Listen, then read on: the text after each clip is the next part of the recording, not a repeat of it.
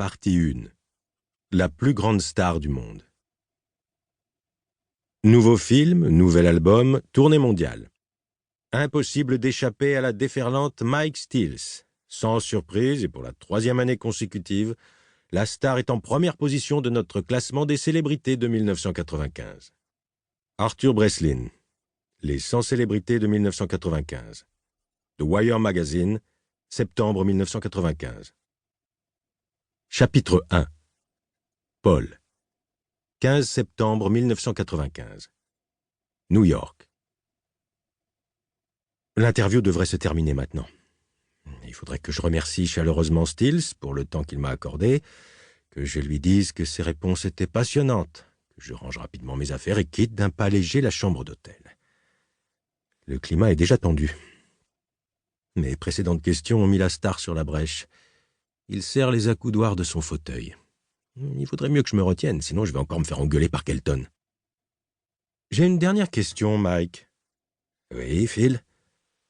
Mon prénom, c'est Paul. Je le sens exaspéré, mais il reste professionnel, un sourire d'opérette sur les lèvres. Stills lance un regard appuyé derrière moi, là où se tient son attaché de presse, et me fixe. « Est-ce que vous pourriez me parler de Clara Miller ?»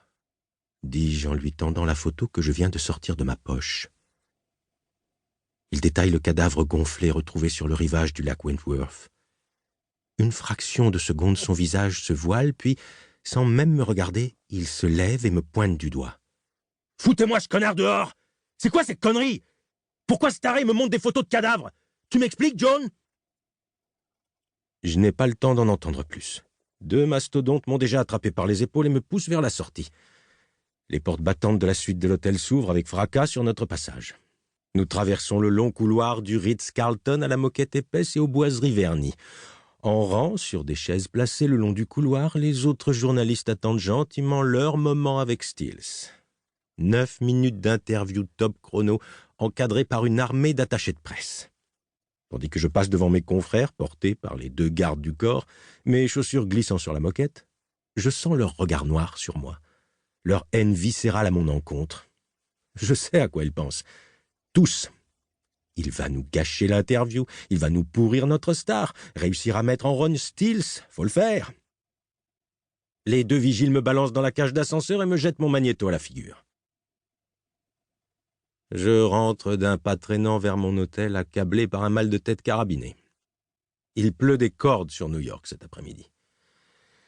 Durant le trajet, je m'efforce de réfléchir à ce que je vais bien pouvoir raconter à Kelton, mon rédacteur en chef, pour tenter de rattraper cette monumentale bourde.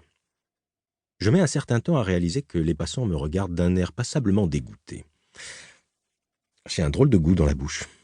Je passe la main sur ma joue. Du sang. Je tapote mon visage ici et là. Et merde. Les 2 gorilles m'ont ouvert l'arcade sourcilière. De mieux en mieux.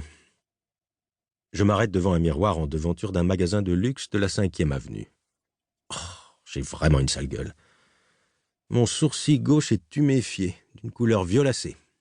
Mes rares cheveux filasses dégoulinent sous la pluie sur mon front dégarni. Déjà que la nature ne m'a pas gâté, mais là, c'est le musée des horreurs. Je suis pas ce qu'on peut appeler un beau mec. Je suis pas non plus foncièrement laid. J'ai un physique plutôt effacé, passe-partout. Le genre de tête et de corps qu'on ne retient pas, qui n'accroche jamais l'œil. On m'oublie vite. Ça peut s'avérer être un avantage dans mon métier. Dans ma vie, c'est une autre affaire. J'esquisse un sourire. C'est pas vraiment mieux. Je vais avoir 40 ans, une bedaine déjà bien marquée et suffisamment de remords et de regrets pour les 40 années à venir. Je sors un mouchoir de ma poche et tente, tant bien que mal, de m'essuyer sous cette pisse de pluie. Sur la droite, je remarque une affiche collée sur la porte de la boutique. Comme par hasard. Mike Stills en concert exceptionnel à l'Apollo Theater les 15, 16 et 17 septembre 1995. Il est beau, rien à dire. Les années glissent sur lui et le rendent de plus en plus séduisant. Il a un visage fin et anguleux, le nez aquilin, la barbe parfaitement taillée.